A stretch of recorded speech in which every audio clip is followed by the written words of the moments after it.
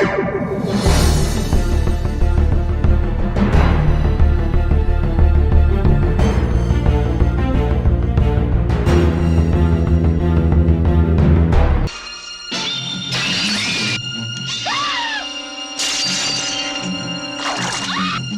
on it.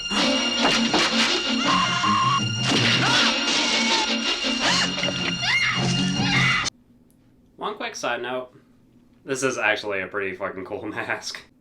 Yours truly, Brevin Thompson, is back to continue 80s May with Friday the 13th Part 3. Now, when it comes to this film in particular, it's known for one simple thing. This is the film that introduced Jason's iconic hockey mask, because it's clear that after Part 2 that they wanted a new look for Jason, because he had a sack over his head in Part 2, so they wanted to come up with something unique, so they were like, you know what, a hockey mask would be okay, and they're like, okay, that's definitely the look that will go for this character. I'm pretty sure that some of you know this, but in case that a lot of you don't, the original plan for Friday the 13th Part 3 was they would have Jenny, who is the final girl in Part 2. She would be in a mental institution to recover from her trauma because of her encounter with Jason. Jason would eventually find her and then begin a killing spree in the institution. It's a good thing that they backed out at the last minute, because if they did decide to go in that direction, it would have obviously been a rip-off of Halloween 2, because that was the plot of Halloween 2. Laurie was in a hospital, and Michael would eventually go looking for her and start killing people off left, right, and center. So they decided to repeat the formula of the first two movies, because they give us new characters who we don't give a shit about, because they're just your stereotypical horny teenagers who are just desperate for sex and are just mostly there just to get killed off, which is kind of the formula for some characters in these movies.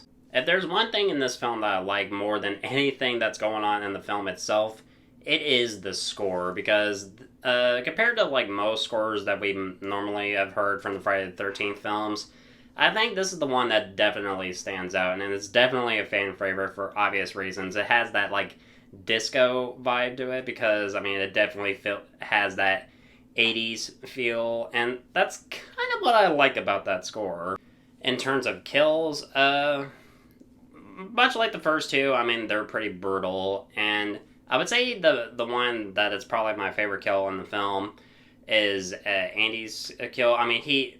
Because in this one moment, he's in a hallway and Jason pops up and he just hacks him in half with his machete, and then you see his remains when his girlfriend notices him, because blood is dripping from the ceiling, because he's all fucked up. So yeah, when it comes to the effects, they definitely commit. They filmed this film in 3D, and I remember first watching this when I was a kid. I didn't watch this in 3D for the first time, and I must have been 10 or 11 years old when I first watched this. My dad originally had a copy of this on DVD, but it didn't come with the 3D option as far as I can remember. So yeah, the certain shots where you could see someone just sticking something out in front of the camera just to give that 3D feeling, because I can understand what they were going for, but I really felt like the 3D was kind of a mistake, really. When it comes to the final girl, Chris, I think that she's definitely one of my favorite final girls in this series. And she does have a few moments where she actually outsmarts Jason, and one moment in particular that I really like is that when she's when she has this encounter with Jason in a barn, she knocks him out, and then she fucking hangs him. This is way before he becomes the undead zombie that we're familiar with, because that happens in Part 6, which is my personal favorite in the entire franchise. And I like how he manages get himself off of the rope, and he briefly takes his mask off, and she immediately recognizes him as the disfigured man who tried to kill her 2 years before the events of the film. And that's when she eventually tries to kill Jason with an axe. And of course, it leaves that iconic axe mark on his mask. But the ending is really, really confusing, and sometimes it makes you be like, okay, what the fuck just happened?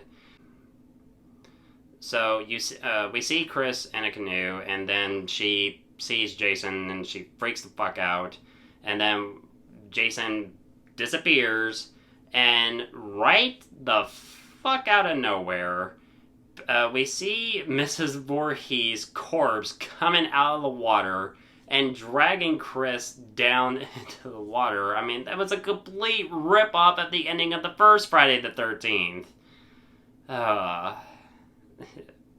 It's like, at that point, it's almost like they ran out of originality, because why did they have to go there? And despite the fact that this is the lowest rated Friday the 13th film on Rotten Tomatoes, I wouldn't go so far as to say it's the worst in the franchise. Friday the 13th Part 5 holds that title for me. It obviously has its problems, normally with its characters and its story, basically recycling the plots from the first two movies, because you have horny teenagers who are there to be killed by Jason. Although it does have a good final girl, and I like the score, and Jason is still a pretty good horror villain, and has always been one of my favorite horror villains since I was a kid. So that's about as good as we'll get for that. So I'm going to give Friday the 13th Part 3 a C-. So what y'all think of this one? Let me know in the comments below. And guys, thank you so much as always for watching. I'm looking forward to doing more videos really soon. And if you want my thoughts on old or new films, of course, you know where to find me.